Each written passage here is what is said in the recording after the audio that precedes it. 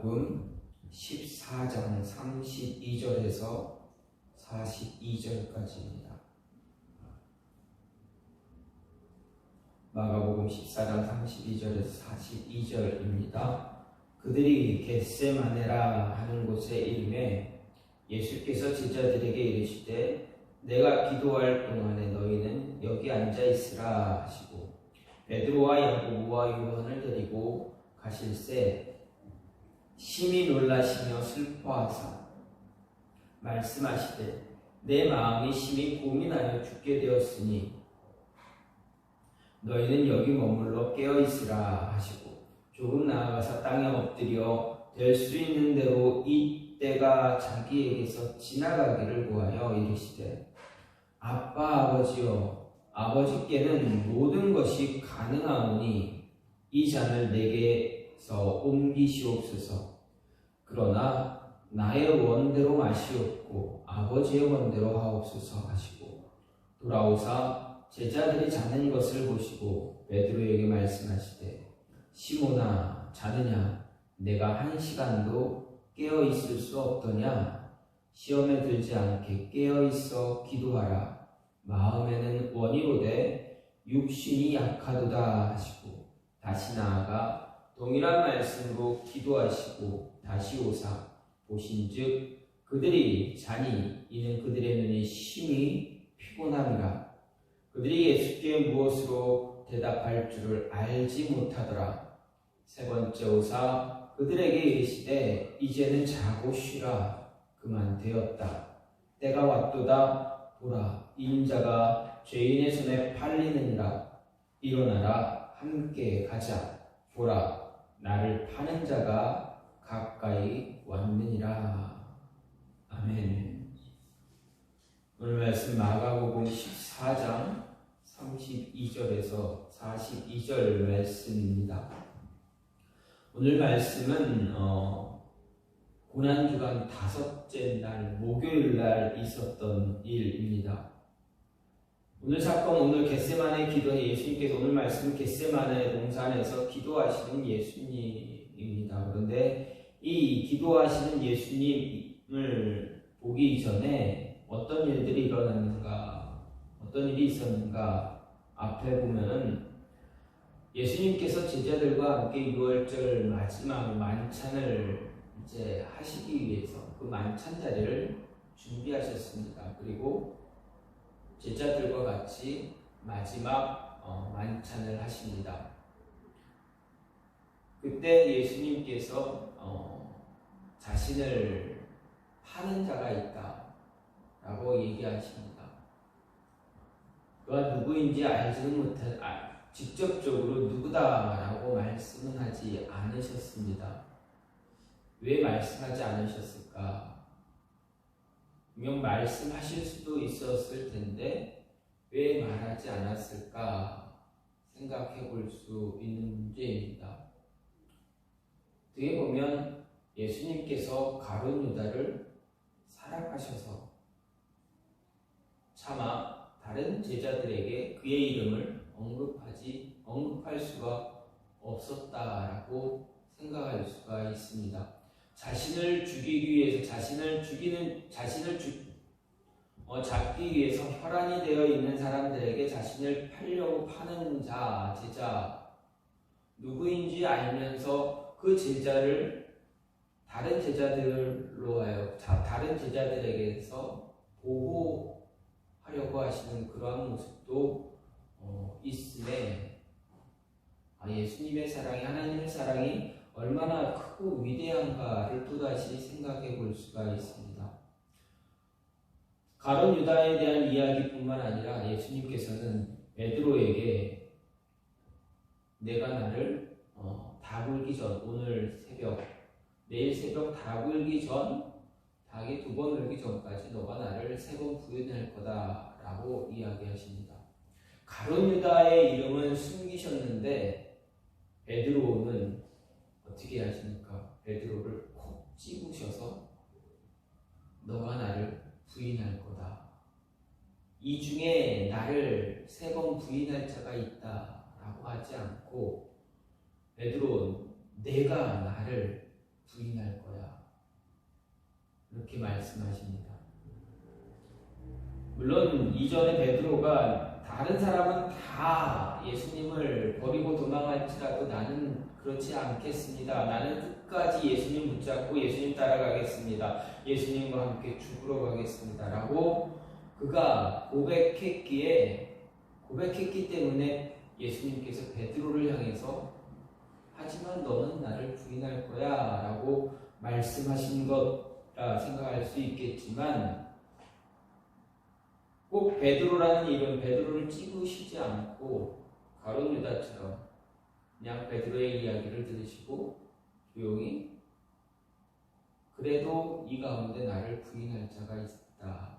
사람들 앞에서 나를 3번이나 부인하며 마지막에는 저주하면서까지 부인할 거다 라고 말할 수도 있었겠지만 그렇지 않으셨다라는 것을 생각할 수가 있습니다. 생각해 볼 때 왜 꼭 그렇게 하셔야 했는가? 여러분은 어떻게 생각하십니까? 왜 가룟 유다의 이름은 감추시고 베드로의 이름은 드러내셨는가? 그만큼 베드로가 감당해야 할 일이 컸기 때문이다 라고 생각해 볼 수가 있습니다. 어쨌든 이러한 생각을 가지면서 오늘 말씀을 보게 되면 이러한 만찬자리가 있었습니다. 그리고 가룟 유다는 만찬자리가 끝나기 이전에 나갑니다. 대제사장들을 찾아갑니다. 예수님을 팔기 위해서, 예수님이 어디에 있는가를 알려주기 위해서, 예수님을 잡아가라고 이야기하기 위해서 그 자리를 나섭니다. 가룟 유다가 나간 뒤에 얼마의 시간이 흘렀는지 알 수는 없지만 어쨌든 예수님은 다시 제자들을 데리시고 기도하러 가십니다. 그 기도하러 가신 장소가 겟세마네입니다. 이 겟세마네 동산에서 예수님께서 기도하러 가신 이 모습을 보면서 왜 예수님은 다른 곳이 아닌 겟세마네로 가셨을까? 기도하는 장소 얼마나 많이 만들 수가 있습니까? 예수님께 어떻게 보면 예수님께 늘 기도했던 장소이기 때문에 그 장소로 갔다라고 우리는 이야기합니다. 그런데 생각을 해보면 꼭 겟세마네라는 그 장소, 예수님께서 기도하시던 장소가 아닌 다른 곳에 가서 기도하실 수도 있지 않았을까 이런 생각을 합니다. 그 이유는 오늘 말씀을 보면서 찾아볼 수가 있습니다. 그럼 이 겟세마네, 예수님께서 기도하러 가신 이 겟세마네 동산, 이 겟세마네 동산에서 무엇을 우리는 볼 수 있는가? 무엇을 생각할 수 있는가? 볼 수가 있습니다. 예수님께서는 이곳에서 처절하게, 정말 간절히, 정말 처절할 정도로 세 차례에 걸쳐서 기도하십니다. 그런데 함께 간 제자들은 예수님과는 정반대로 피곤해서, 육신이 연약해서, 눈이 무거워서, 눈이 피곤해서 잠을 청하는 그런 모습을 보여주고 있습니다. 정말 대조적인 모습이 나타나고 있습니다. 그럼 좀 전에도 말씀드렸듯이 예수님께서 겟세마네로 가셨던 이곳에, 이 장소, 과연 무엇을, 이곳은 어떤 곳인가, 예수님에게 어떤 곳이고 제자들에게 어떤 곳이고 우리들에게는 어떠한 장소가 될 수 있는가 생각해 보게 되는데, 먼저 이 겟세마네 동산은 그곳에는 처절함이 있는 장소다라는 것입니다. 다시 말하면 예수님의 처절한 기도가 있는 곳이 바로 겟세마네 동산입니다.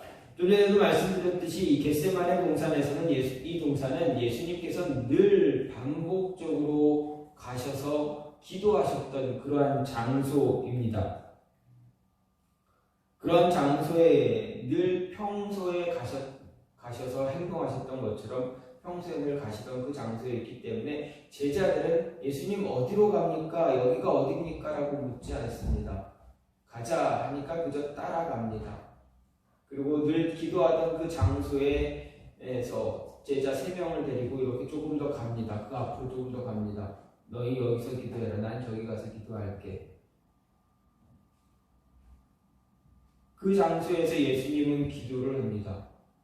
평소 같았으면 예수님은 그냥 가서 기도하셨겠지만 오늘따라 조금 다른 모습입니다. 제자들을 동반합니다. 나랑 같이 가자. 너희는 여기서 기도해라. 너희는 여기 있어라. 너희는 여기서 기도해라. 나는 저기서 기도할게. 대신에 나를 위해서 기도해달라. 나를 위해서 기도해달라. 나뿐만이 아니라 너희가 시험에 빠지지 않게, 시험에 들지 않기 위해서 기도하라. 이런 말씀을 하십니다. 무언가 다른 상황이 다릅니다. 그렇다면 얼마나 예수님께서 힘드셨을까? 도대체 예수님께 무슨 일이 있길래 무슨 일이 있길래 같이 함께한 6월절을 위한 그 만찬 자리에서도 그러한 일을, 나를 팔자가 있다, 나를 파는 사람이 있다, 이런 얘기도 하셨는가? 그리고 어떻게 보면 왜 6월절 만찬은 지금이 오늘이 아니라 내일 해야 되는데 왜 하루 앞당기셨을까? 왜 모든 게 다 바뀌었을까? 왜 예수님의 행동이 왜 이럴까라는 생각을 해볼 수가 있습니다. 그럼에도 제자들은 어떻습니까? 아무런 어떤 이야기도 어떤 질문도 하는 것이 보이지 않습니다. 그저 그들은 예수님을 따라서 기도하는 장소로 갔습니다. 예수님은 제자들과 떨어져서 기도하십니다. 그런데 그 기도의 내용을 듣다 보면 예수님이 얼마나 처절하게 기도하고 있는가도 볼 수가 있습니다. 예수님께서 평소처럼 기도하지 못하시고 하나님 아버지여 이 잔을 내게서 옮기실 수만 있다면 옮겨주세요. 이렇게 기도합니다. 만약에 이 이야기를 제자들이 들었다면 잠들지 않고 깨어서 그 이야기를 들을 수 있었다면 어땠을까? 예수님의 처절함이 그들에게도 전해졌을까입니다. 늘 기도하던 장소에서 예수님은 정말 하나님의 뜻, 아버지의 뜻을 위해서, 승리를 위해서, 영광을 위해서 처절하게 자신과 싸우며 무릎 꿇고 기도하고 있습니다. 그런데 성경은 그 모습을 이야기할 때 이마에서 흐르는 땀이 핏빛으로 바뀌었다. 땀이 피로 바뀌었다. 이렇게 표현합니다. 얼마나 애쓰면서 기도하셨으면 그 땀이 흐를 정도로 기도하셨겠습니까? 여러분 혹시 기도하실 때 통성기도를 하든 아니면 묵상기도를 하든 기도하시면서 땀이 막 주룩주룩 흐르는 것을 경험해 보셨습니까? 땀이 나는 것을 경험해 보셨습니까? 정말 간절하게 그 간절함이 너무 많이 찼을 때 그러면서 소리치며 기도할 때는 아마 땀도 날 수 있습니다. 땀도 납니다. 그런 모습을 경험을 할 수 있는가, 경험을 해보았는가 생각해 보게 됩니다. 그만큼 그 자리에서 하는 기도는 처절했다라는 것입니다. 이 겟세마네는 우리에게 이야기하기를 우리에도 동일하게 처절한 예수님이 보여주셨던 그 몸부림치는 그런 기도를 우리도 당연히 같이 해야 한다라는 것입니다. 제자들에게 너희도 여기서 기도하라고 하셨던 그 말씀처럼 우리도 예수님이 하셨던 그 기도의 모습을 함께 가져야 한다라는 것입니다. 어디서입니까? 기도의 자리에서입니다. 두 번째로 겟세마네는 어떤 곳인가 생각을 해보면 그곳에는 성공도 있고 실패도 있다. 성공과 실패가 공존하는 곳이고 그 성공과 실패를 제공하는 곳이 바로 겟세마네다라는 것입니다. 먼저 35절 말씀을 보면 예수님께서는 될 수 있는 대로 이때가 자기에게서 지나가기를 구했다라고 기도하고 있습니다. 그 모습을 볼 수가 있습니다. 여기서 이때란 바로 하나님의 계획에 의해서 예수님 자신이 인류의 죄, 우리의 죄에 대한 속죄자로서 고난을 받고 죽어야 하는 그 시간을 가리킵니다. 예수님은 분명히 하나님 아버지의 계획이 무엇인지 잘 알고 계셨기 때문에 가능하다면 이라는 고백을 하시면서 이때가 자신에게서 지나가기를 간절히 처절하게 구하고 있는 모습을 볼 수가 있습니다. 예수님은 분명 자신이 이 땅에 왜 와야 했는지 잘 알고 계십니다. 분명 하나님에 의해서 화목제물이 되기 위해서 세상에 오셨습니다. 이 사실에 대해서 예수님 잘 알고 계셨기에 아버지의 뜻을 행하는 것이 너무나 큰 고통이 수반되어져야 된다는 것 알고 있었기 때문에 할 수만 있다면, 피할 수만 있다면 피하고 싶었습니다. 하지만 예수님은 하나님의 계획과 아버지의 계획과 목적에 배치되는 것은 무엇이든지 즉시 포기하고 하나님의 아버지의 뜻을 따르시는 분이었습니다. 고뇌와 슬픔을 안고 기도하는 예수님으로부터 위대한 기도자의 모습도 발견할 수가 있습니다. 어쨌든 예수님께서는 이곳에서 이 겟세마네 동산에서 처절하게 간절하게 기도하시는 그 모습을 통해서 우리는 인생의 성공자의 모습을 발견할 수가 있습니다.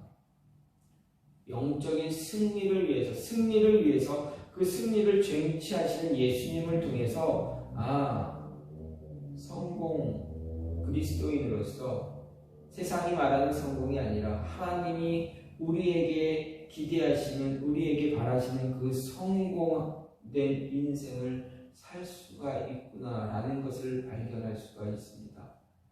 예수님이 하신 그대로 따라가면 우리도 성공적인 인생을 살아갈 수가 있습니다. 성경은 우리도 이런 성공적인 인생을 살 수 있다 분명히 이야기합니다. 그리고 그 예를 보여줍니다. 그 예를, 한 가지 예를 생각해 보면 창세기를 통해서 생각해 볼 수가 있습니다.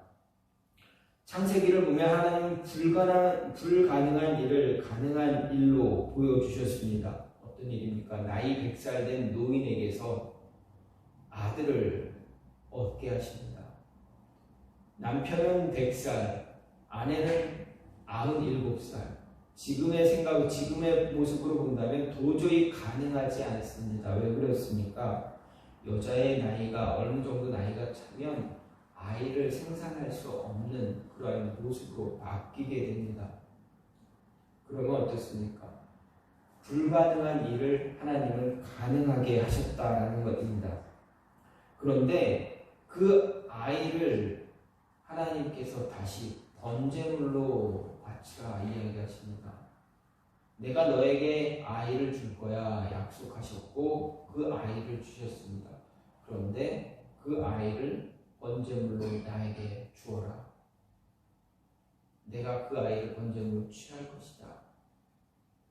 그 이야기를 들은 아브라함은 어떻습니까? 주저합니까? 주저하지 않습니다. 그 다음날 아침 바로 짐 싸서 하나님이 가라고 하는 그 모리아 땅에 있는 산으로 갑니다. 어떻게 그럴 수가 있습니까? 100살에 얻은 아이인데 그 귀한 아이인데 그 아이를 번제물로 드리기 위해서 조금도 주저하지 않습니다. 이유는 단 한 가지입니다. 아브라함은 하나님의 뜻을 알고 있었기 때문입니다. 자신의 아들 이삭을 분명 하나님은 죽이지 않으실 것이다. 알고 있었습니다. 아니 죽이신다 할지라도 그 아이를 다시 살아나게 하실 것이다 라는 확신과 믿음이 있었습니다. 왜 그랬습니까? 너의 씨로 한 민족을 이루겠다 했습니다.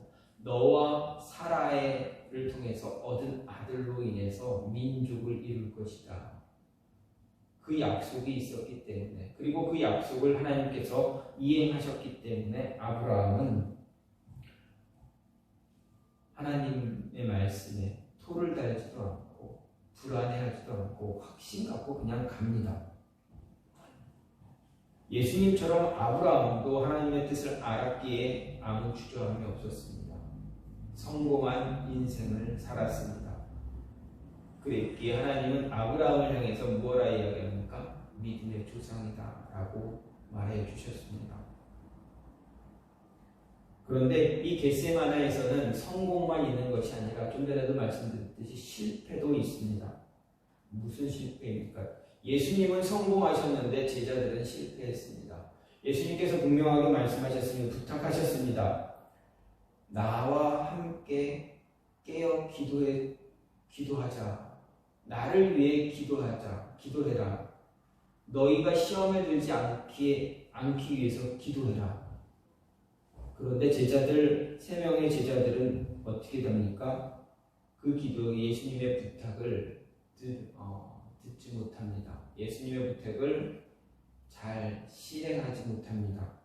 너무 피곤해서 졸게 됩니다. 유혹에 빠지지 않게 기도해야 되는데 유혹에 빠져 기도하는 것을 이제 멈춥니다. 기도를 하지 못합니다. 그 기도하지 못했기에 나중에 예수님이 붙잡힐 때 어떻게 됩니까? 제자들은 도망치기 바쁩니다. 자신 목숨 살리기 위해서 뿔뿔이 이리저리 주랭랑치기 바쁩니다. 물론 베드로는 도망가지는 않았습니다. 하지만 어떻게 됩니까? 예수님의 예언대로 끝내 닭이 2번 울기 전에 3번 부인하는 그런 모습을 가졌습니다. 실패하는 인생이 되어버렸습니다. 물론 나중에 예수님께서 부활하셔서 그의 마음을, 그의 심령을 만져주셨기에 그가 다시 성공된 성공된 인생을 살 수 있었지만 이 순간 성공과 실패 두 가지를 다 주셨는데 그들이 붙잡은 것은 성공이 아닌 실패를 잡게 되었다라는 것입니다. 그들이 실패할 수밖에 없었던 이유는 예수님께서 같이 기도하자 했을 때 기도하지 못했던 것뿐입니다. 이해할 수 있습니다. 얼마나 예수님을 3년 동안 쉬지 않고 따라다니면서 얼마나 힘들었겠습니까? 밤만 되면 얼마나 피곤했겠습니까? 지금처럼 움직일 때 어디를 이동할 때 차를 타고 움직이는 것이 아니라 걸어야 했습니다. 매번 걸어야 됐습니다. 예수님은 잠시도 쉬지 않고 이곳저곳 오가시면서 예수님은 능력이나 있었지 축지법 같이 사용하시면서 이곳저곳을 왕래하시는데 쉬우셨겠지만 제자들은 어땠습니까? 매번 걸어야 했습니다. 갈릴리를 건너가기 위해서는 노를 저어야 했습니다. 얼마나 피곤했겠습니까? 예수님처럼 물 위를 걸어서 쭉 오거나 그런 모습이 아니었습니다. 피곤한 것 너무나 잘 알 수 있습니다. 그럼에도 불구하고 예수님은 그들에게 부탁하셨습니다. 기도하라. 그런데 그 부탁을 듣지 못하고 예수님의 말씀을 듣지 못하고 실패하는 그런 모습을 갖게 됩니다. 예수님께서 성공할 수 있었던 성공한 모습을 보여주신 또 다른 한 가지는 무엇입니까? 좀 전에도 말씀드렸습니다. 겟세마네 여동산에서 기도하러 가신 것입니다. 앞서서 말씀드렸기에 왜 꼭 겟세마네로 가셨을까? 그곳이 아니라 오늘 하루는 다른 곳에 가서 기도할 수 있지 않을까? 나를 파는 제자가 내가 어디 갈지 뻔히 아는데 꼭 그곳에 가야 되는가? 가룟 유다는 예수님이 제자들과 함께 어디로 갈지 잘 알고 있었습니다. 먼저 만찬 자리를 떠난 그가 대제사장들의 하인들을 데리고 겟세마네 동산으로 왔다라는 것은 예수님의 동선이 늘 동일했고 오늘도 여기 갈 것이다. 잘 알고 있었기 때문입니다. 기도하는 그 자리가 어디인가를 가룟 유다는 잘 알고 있었습니다. 그렇다면 우리라면 오늘 하루는 좀 다른 곳에 가서 물론 다른 곳에 갈지라도 가룟 유다가 찾아올 수 있겠지만 한번 골탕이라고 할까요? 애쓰는 그런 수고를 하게 하기 위해서 그 자리가 겟세마네가 아닌 다른 곳에 가서 기도하실 수도 있지 않을까. 그렇게 되면 예수님은 그 기도의 자리에서 승리할 수가 없기 때문입니다. 승리를 위해서, 하나님의 영광을 위해서 예수님께서는 늘 동일한 자리에 가셨다는 것입니다. 승리를 위해서, 영광을 위해서 가신 것입니다. 그곳에 가룟 유다가 사람들을 데리고 왔습니다.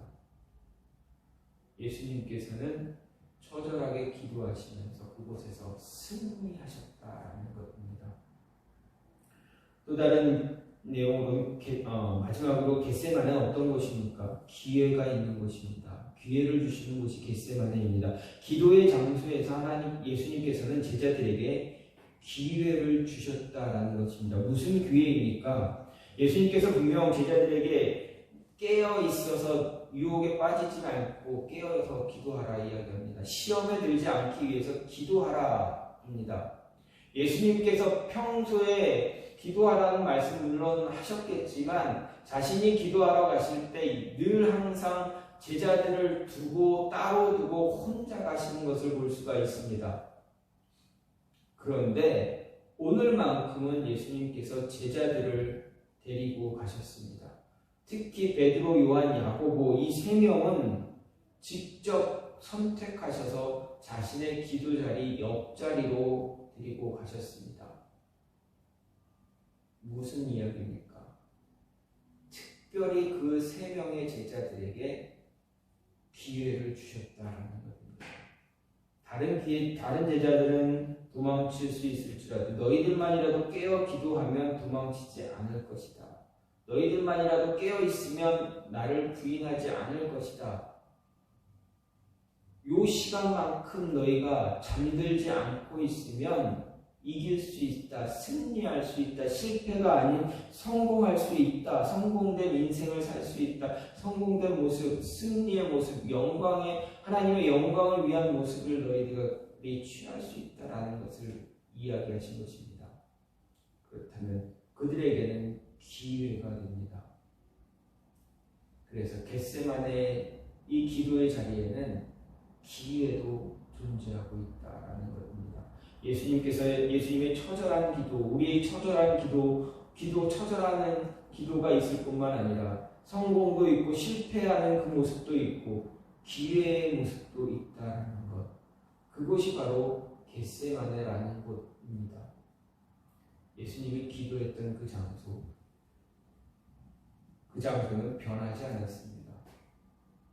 그 시간은 변하지 않았습니다. 우리도 저와 여러분도 기도합니다. 기도하는 장소가 있습니다. 그 장소가 변하지 말아야 합니다. 그 시간이 바뀌지 말아야 합니다.